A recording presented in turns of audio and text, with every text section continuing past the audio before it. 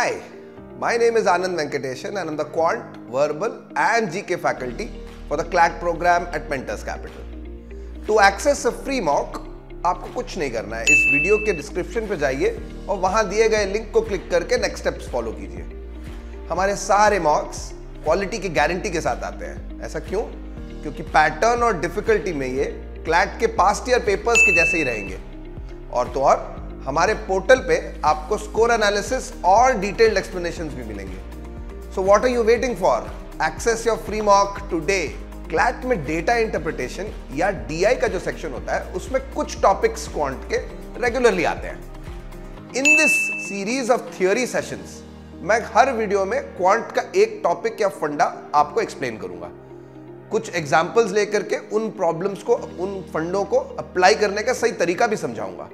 और इस सब का फायदा क्या है कि आप क्लैट में डीआई के सेक्शन में इन सब को बड़े आराम से अप्लाई करना जान जाएंगे और रेगुलर प्रैक्टिस करने से आपकी स्पीड और एक्यूरेसी दोनों इंप्रूव हो जाएगी। So let's start our class now.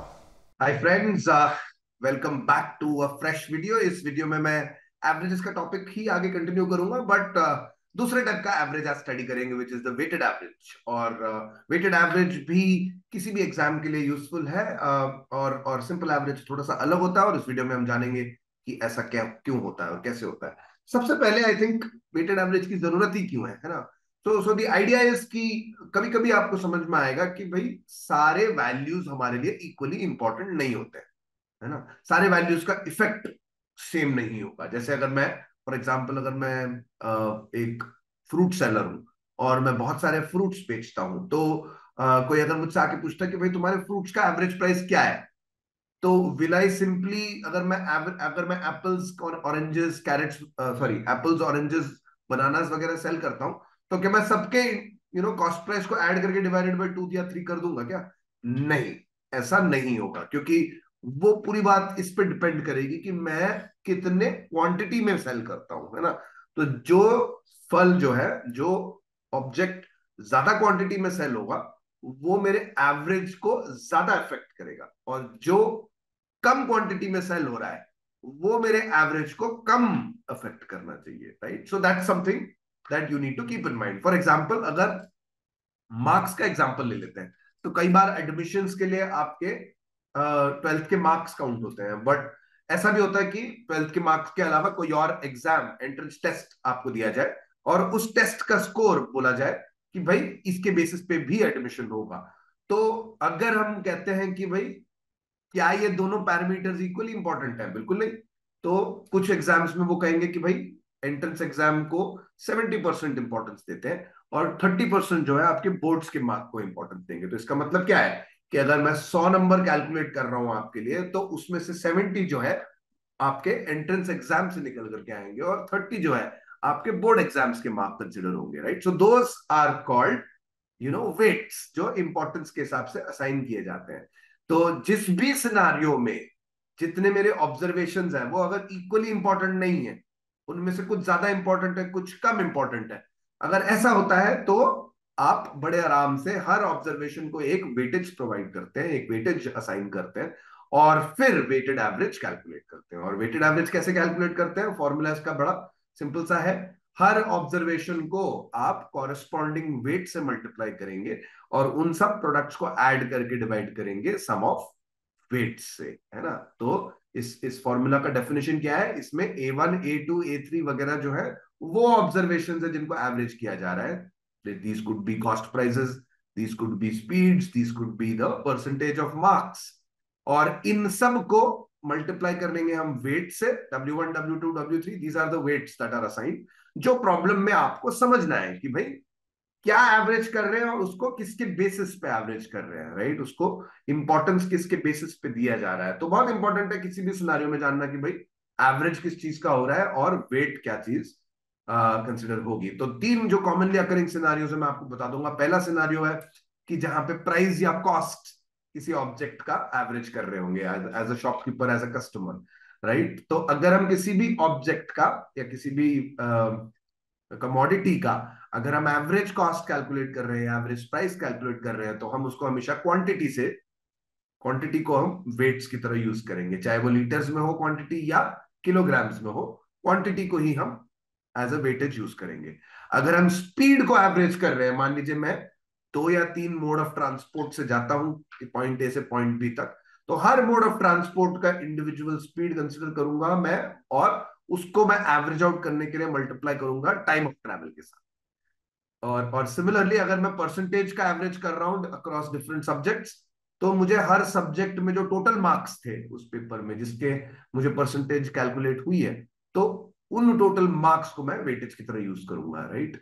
और आप बड़े आराम से ये भी देख सकते हैं कि बहुत ही नेचुरल है कि कॉस्ट प्राइस को हम क्वांटिटी से ही, प्राइस को आप क्वांटिटी से मल्टीप्लाई करते हो। अगर आलू खरीदने जाते हो तो आप 30 रुपीज पर केजी इसलिए बोलते हैं ना, क्योंकि आप उसको केजी से मल्टीप्लाई करते हो।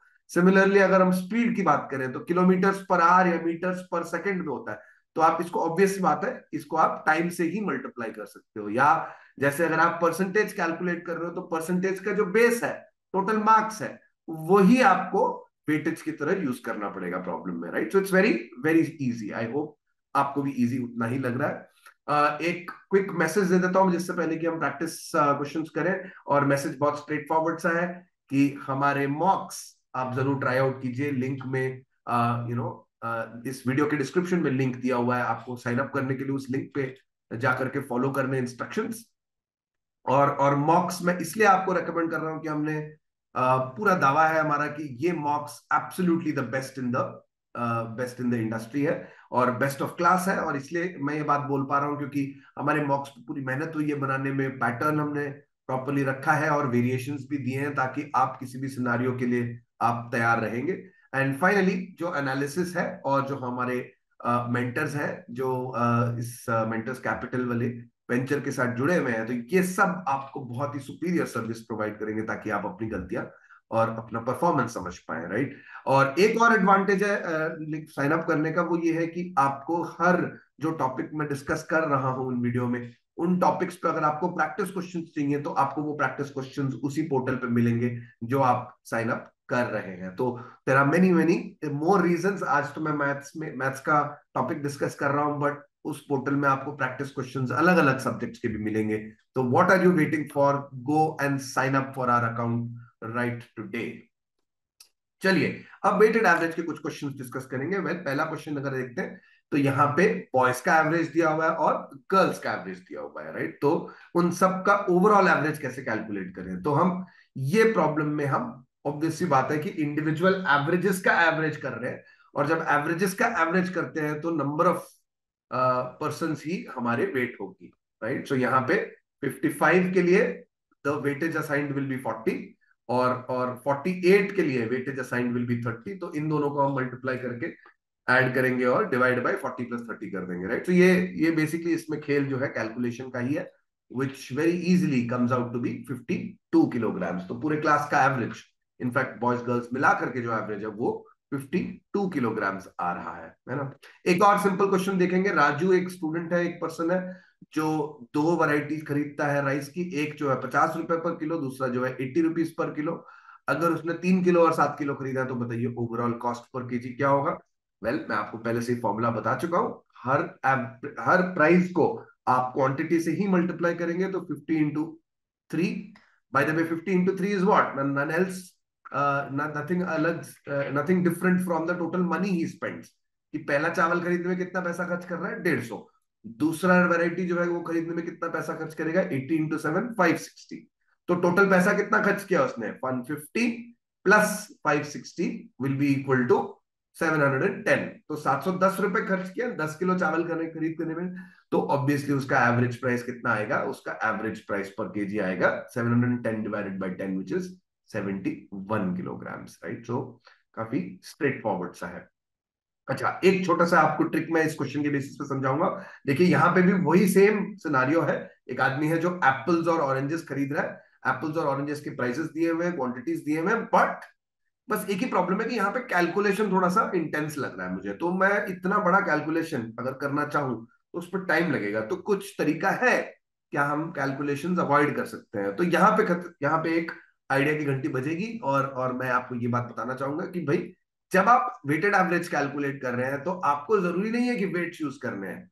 तो वेट यूज करने की जगह आप वेट्स का रेशियो यूज कर सकते हैं, जो कि थोड़ा सा सिंपलर हो सकता है। जैसे यहाँ पे अगर मैं वेट्स देखूं तो weights will be the quantities purchase 76 and 114। तो अगर आपको टेबल्स थोड़े से कंफर्टेबल है, नंबर्स के साथ आप थोड़े से कंफर्टेबल हैं, तो आपको डायरेक्टली दिख जाएगा that this is 19 into 4 and this is 19 into 6। तो इमीडिएटली इन दोनों का अगर मैं रेशियो डिटरमिन करता हूं तो मुझे 4:6 मिल जाएगा, which is the same as 2:3।